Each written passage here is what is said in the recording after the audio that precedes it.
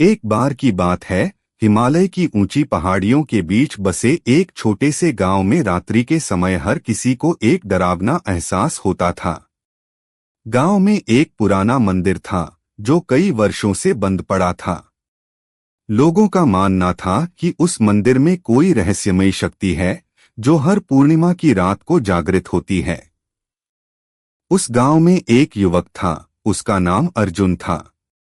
अर्जुन जिज्ञासु स्वभाव का था और उसने कभी अंधविश्वास पर विश्वास नहीं किया। गांव के बुजुर्गों ने उसे कई बार चेताया था कि वह उस मंदिर से दूर रहे, लेकिन अर्जुन ने ठान लिया था कि वह इस रहस्य का पता लगाएगा। एक दिन जब पूर्णिमा की रात थी, अर्जुन ने मंदिर जाने का निश्चय किया। गांव में हल्की सी अफवाह फैली कि अर्जुन मंदिर जाने की सोच रहा है। कई लोगों ने उसे रोका, लेकिन उसकी जिज्ञासा के आगे कोई भी रोक न सका। अर्जुन ने एक टॉर्च और कुछ लकड़ी का मशाल साथ में लिया और रात होते ही मंदिर की ओर निकल पड़ा। मंदिर एक घने जंगल के बीच था और वहां तक पहुंचने के लिए उसे संकरी और कठिन रास्तों से गुजरना पड़ा। रात का सन्नाटा, झींगुरों की आवाज और ठंडी हवाओं ने माहौल को और भी डरावना बना दिया था। जैसे ही वह मंदिर के करीब पहुंचा, उसे अंदर से धीमी धीमी सरसराहट की आवाज सुनाई दी। अर्जुन ने कुछ पल के लिए ठिठक कर सोचा कि क्या उसे अंदर जाना चाहिए या नहीं, लेकिन उसकी जिज्ञासा ने उसे अंदर जाने पर मजबूर कर दिया। अंदर का दृश्य बहुत ही विचित्र था।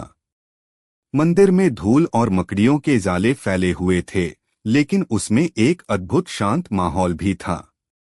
अचानक उसे एक कोने में हल्की सी रोशनी दिखाई दी। वह रोशनी मंदिर के गर्भगृह से आ रही थी। अर्जुन ने ध्यान से देखा तो उसे एक पुरानी मूर्ति के पास एक चमकता हुआ पत्थर दिखा।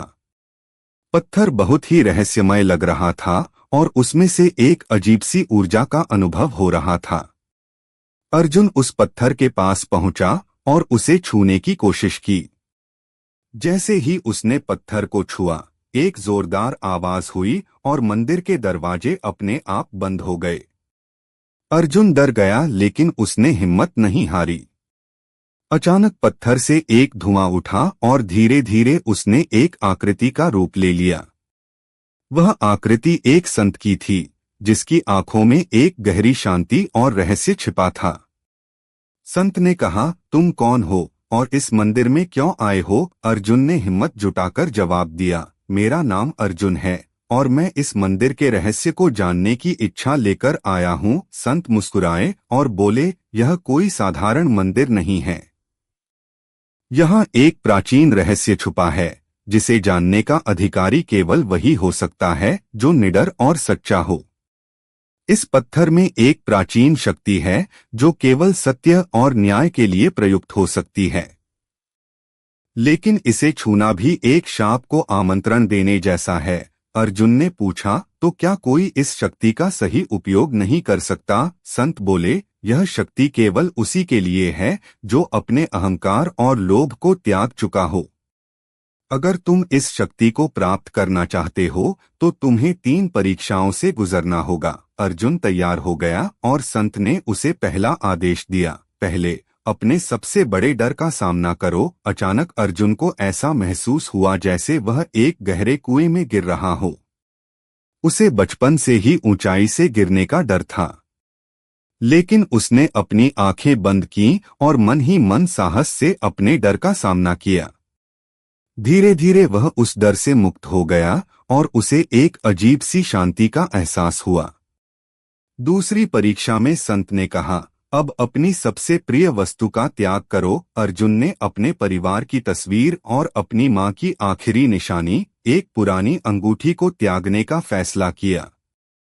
उसने अपने हृदय पर काबू पाते हुए इन वस्तुओं को छोड़ दिया। अंतिम परीक्षा में संत ने कहा, अब सत्य के प्रति निष्ठा दिखाओ। अर्जुन ने पूरे मन से यह प्रण किया कि वह कभी भी असत्य का सहारा नहीं लेगा, चाहे परिस्थिति कैसी भी हो। संत ने देखा कि अर्जुन ने परीक्षा पूरी कर ली है।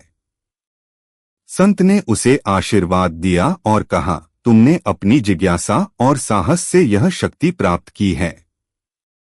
अब यह तुम्हारा कर्तव्य है कि इस शक्ति का उपयोग केवल अच्छाई के लिए करो। यह कहकर संत और वह पत्थर दोनों अदृश्य हो गए और अर्जुन के सामने एक मंत्र लिखा हुआ एक पवित्र ग्रंथ आ गया। अर्जुन ने उस ग्रंथ को उठाया और धीरे धीरे गांव लौट आया। उस दिन से अर्जुन ने उस रहस्यमयी शक्ति का उपयोग केवल लोगों की भलाई के लिए किया।